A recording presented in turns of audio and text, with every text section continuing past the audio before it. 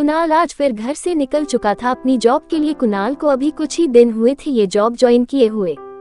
कुणाल दिल्ली शहर में रहता है। अभी 1 साल पहले ही उसने 12th कंप्लीट की है और अपने घर वालों को परेशान नहीं करने और अपने खुद के खर्चे के लिए उसने कुछ समय पहले ही एक ऑनलाइन वेबसाइट से कॉल सेंटर की जॉब के लिए आवेदन किया था।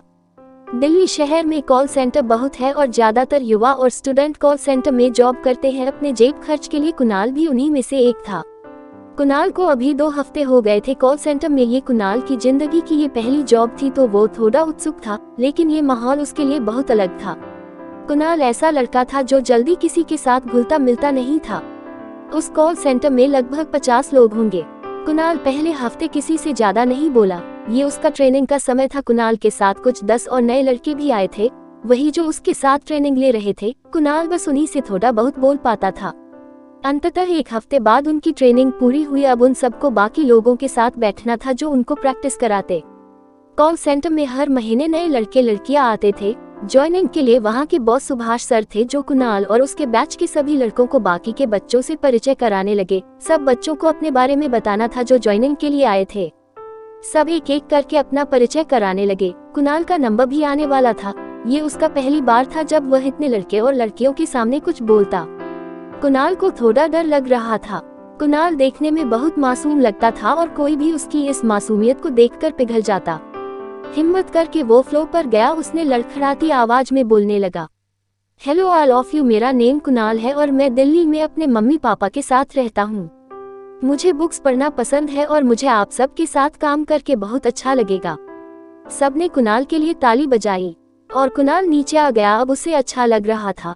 लंच के बाद कुणाल और उसके बैच के सभी लड़कों को बाकी सबके साथ कॉलिंग शुरू करनी थी। लंच खत्म हुआ और सुभाष सर कुणाल और बाकी बच्चों के साथ आए और फ्लो के सभी बच्चों से बोला, अब से ये भी तुम्हें ज्वाइन कर रहे हैं। सब नए बच्चों को अच्छे से पेश आना और उन्हें कोई परेशानी हो तो समझाना। सुभाष सर ने सभी नए बच्चों को एक एक सीनियर के साथ बैठा दिया जो उनकी हेल्प कर सके। कुणाल को रश्मि मैडम की टीम में अजय के साथ बिठा दिया। अजय सीनियर था और उसकी कॉलिंग अच्छी थी। वो कस्टमर को बहुत अच्छे से प्लान के लिए मना लेता था।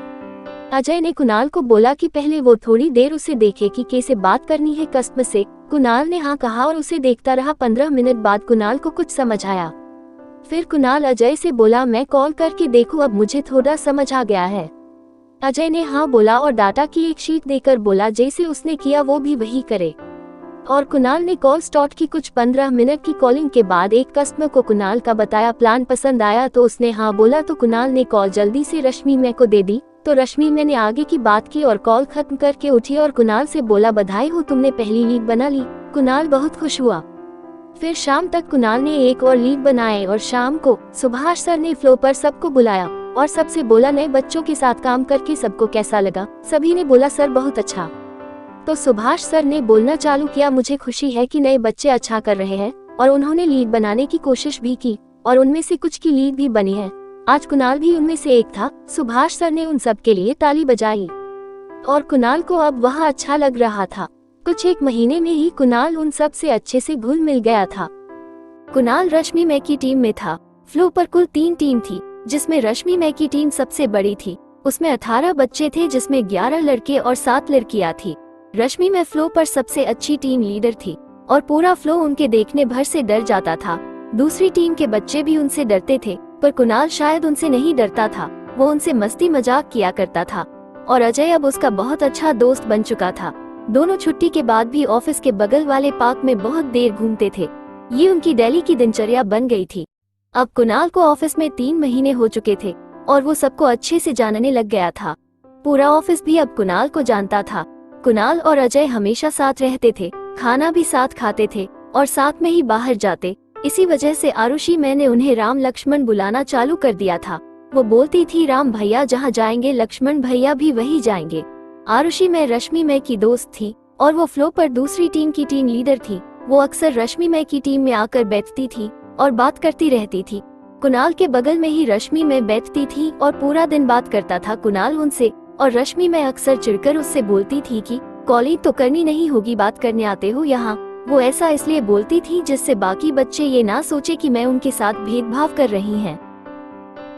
अगर आपको ये कहानी अच्छी लगी हो और आप इसका अगला भाग भी देखना चाहते हैं तो हमें कमेंट करके जरूर बताएं। हम अगला भाग जल्दी ही अपलोड करेंगे। धन्यवाद। इस वीडियो को एंड तक देखने के लिए धन्यवाद। अगर आपको ये स्टोरी अच्छी लगी हो तो चैनल को सब्सक्राइब करना ना भूलें। मिलते हैं नेक्स्ट वीडियो में।